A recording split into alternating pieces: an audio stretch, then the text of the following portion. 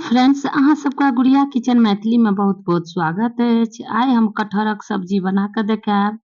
बहुत ही सिंपल और आसान तरीका से हम 1 पौआ कटहर लेने छलहुँ। एकरा काटि लेने छलहुँ, अपना अनुसार छोट नमहर काटि सकै छी आ बढ़िआँ जकाँ धो लेने छलहुँ पानिमे। आ गैस चूल्हा पर एगो कटोरी बड़कामे पानि दऽ देलियै 1 से 1.5 कटोरी, कटहर दऽ देलियै और नमक हल्दी दऽ कऽ ढाँकि देबै 10 से 12 मिनट तक। मीडियम आँच पर पकतै, उबलतै तामे एना 2 गो टमाटर काटि लेलहुँ, प्याज 2 गो काटि लेने छलहुँ आ 3 गो 4 गो हरियरका मिरचाइ दऽ देलियै।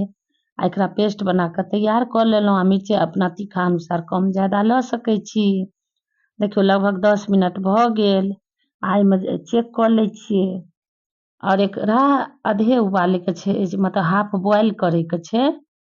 देखियौ हाफ बॉयल कऽ लेलियै और एकरा नीचे उतारि देलियै बर्तनके। एकरा छनौटासँ सब कटहरके निकालि लेबै प्लेटमे। देखियौ अपने अनुसार कम ज़्यादा लऽ सकै छी। कुछ गरम मसाला या धनिया, जीरा, गोलकी, लौंग, बड़ी इलायची, हरी इलायची और जावित्री एहिमे दालचीनीके टुकड़ा दऽ दियौ 2 गो। दऽ कऽ 1 से 1.5 मिनट तक भूजि लेलियै आ देखियौ कतेक नीक सोनगर सुगंध अबै छै। आ एकरा प्लेटमे निकालि कऽ एकरा ठंडा होइ लए छोड़ि दै छियै। तामे एना लोहियामे 1 से 2 चम्मच तेल दऽ देलियै, सरसो तेल, और एहिमे 5 फोरना दऽ देलियै। ओहिके बाद 2 गो दालचीनीके टुकड़ा दऽ देलियै आ कनि हींग दऽ देलियै जे पचबैके काम करै छै। ओहिके बाद एहिमे कटहर दऽ देलियै। एकरा 1 से 1.5 मिनट तक बढ़िआँ जकाँ चला देबै और एकरा बाद 2 से 3 मिनट तक एकरा मीडियम आँच पर ढकि कऽ छोड़ि देलियै पकैके लेल। तामे एना खल लऽ लेलियै, खलमे गरम मसालाके पीस लेबै। सिलौटी, मिक्सी जार कोई चीजमे पीस सकै छी। हम ताजा एतऽ मसाला पीस कऽ देखा रहल छी। एहिमे इलायचीके जे छिलका होइ छै मोटगर रहै छै, ओहि दुआरे एकरा निकालि कऽ हटा देलियै। अगर घरमे गरम मसाला अछि तऽ ओहो पड़ै छै। हम एतऽ ताजा पीस कऽ देखेलहुँ आ ताजासँ और टेस्ट बढ़ि जाइ छै सब्जीके। देखियौ कतेक नीक मसाला पाउडर बनि कऽ तैयार भऽ गेलै, गरम मसालाके पाउडर। एकरा प्लेटमे निकालि लेबै। देखियौ आब एना 2 से 3 मिनट भऽ गेलै, लगभग 3 मिनट भऽ गेलै। एकरा फेरो चला देबै आ गैसके आँच धीमिए रखबै। गैस पर बनाओ चाहे माटिके चूल्हा पर। और एहिमे एगो शिमला मिर्च छलै, दऽ देलियै काटि कऽ। अगर नहि पसन्द यऽ तऽ शिमला मिर्च नहियो दऽ सकै छियै। फेरो 2 से 3 मिनट तक ढकि देने छलियै। देखियौ आब कतेक नीक कनिक गलि गेलै। एकरा बीच बीचमे चलबैत रहबै जाहिसँ कि जरतै नहि। और एहिमे दऽ देलियै कनि लहसुन, 5 गो 6 गो मेन काटि कऽ दऽ देलियै। एकरा तऽ पीसो कऽ दऽ सकै छी, हम एतऽ काटे कऽ देलियै। और कटहर अपना अनुसार कम ज़्यादा लऽ कऽ सब्जी बना सकै छी। हम एतऽ 1 पौआ कटहरके बनेलहुँ। आ ई प्याज आ हरियरका मिरचाइके जे पीसने रहियै से दऽ देलियै। दऽ कऽ कटहरमे बढ़िआँ जकाँ मिला देबै। देखियौ और इहोमे हम ज़्यादा तेल नहीं देलियै, लगभग 2 चम्मच तेल देने रहियै। एहिमे आदी दऽ देलियै, आदियोके थुड़ि कऽ रखने छलियै पीस कऽ दऽ देलियै। एहिके बाद एहिमे 2 गो टमाटर जे पीसने छलियै, पेस्ट बनेने छलियै, ओ दऽ देलियै। जैसे कि टमाटरसँ तऽ और टेस्ट बढ़ि जाइ छै सब्जीके, ग्रेवी बनै छै। फेरो 3 से 4 मिनट तक मीडियम आँच पर ढकि देने रहियै पकै लेल। देखियौ भुजिते में कटहर सीझ जाइ छै। आब एहिमे 3 से 4 गो प्याजके छिलका जे रहै ताजावला, देखियौ दऽ कऽ आ बढ़िआँ जकाँ मिला देलियै। प्याज अपना अनुसार और ज़्यादा लऽ सकै छी। हम तऽ कनि पेस्टो दऽ देलियै आ प्याजके छिलका मोटकावला ताजावला दऽ देलियै।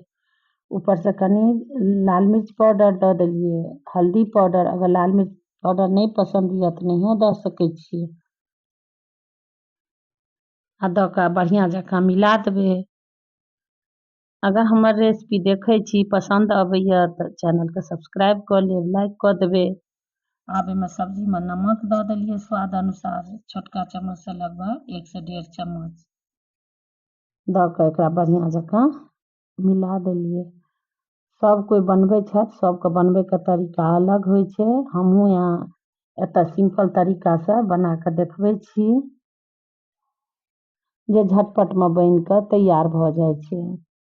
बढ़िआँ जकाँ मिला देलियै। ओहिके बाद एहिमे कनि 1 चम्मच बराबर चिकन मसाला दऽ देलियै, जाहिसँ कि सब्जीके टेस्ट आओर बढ़ि जाइ छै। देखियौ, ओहिके बाद एहिमे पानि दऽ देलियै 1 कप बराबर। ओहिके बाद फेरो 1 कप बराबर आओर यानी 2 कप देलियै। आब जरूरत पड़तै तऽ बादमे फेरो कनि दऽ देबै पानि। और एहिमे जे गरम मसाला जे पीसने रहियै ओ दऽ देलियै पाउडर, गरम मसालाके पाउडर। फेरो आधा कप बराबर ऊपरसँ पानि दऽ देलियै आ बढ़िआँ जकाँ मिला देलियै। आ एकरा 5 से 6 मिनट तक मीडियम आँच पर छोड़ि देबै पकै लेल, सब्जीके सिझैके लेल। देखियौ लगभग 6 मिनट भऽ गेलै। आ ऊपरसँ कनि कस्तूरी मेथी दऽ देलियै, जाहिसँ कि सब्जीके टेस्ट आओर बढ़ि जाइ छै। दऽ कऽ एकरा बढ़िआँ जकाँ मिला देलियै।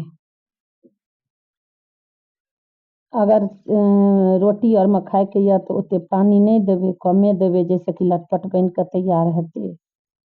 हम चावलके साथ खेबै ताहि दुआरे कनि झोरदारे रहऽ देलियै, रसगरे जूसी। फेरो 4 गो मिरचाइ दऽ देलियै आ 3 से 4 मिनट तक ढकि देने छलियै आ फेरो बढ़िआँ जकाँ मिला देलियै। देखियौ कतेक नीक गाढ़ा बनल जा रहल अछि।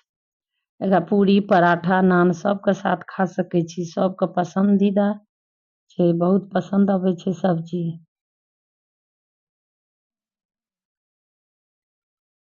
देखियौ आ फेरो एहिमे धनिया पत्ती दऽ देलियै। देखियौ सब्जी बनि कऽ तैयार भऽ गेलै।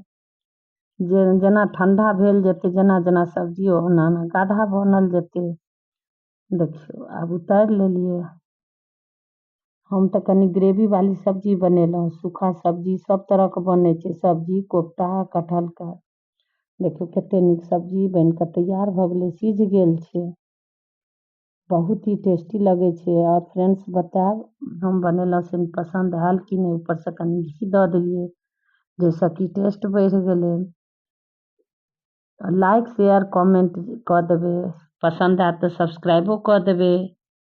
फेरो मिलब अगिला वीडियोमे। थैंक यू, धन्यवाद।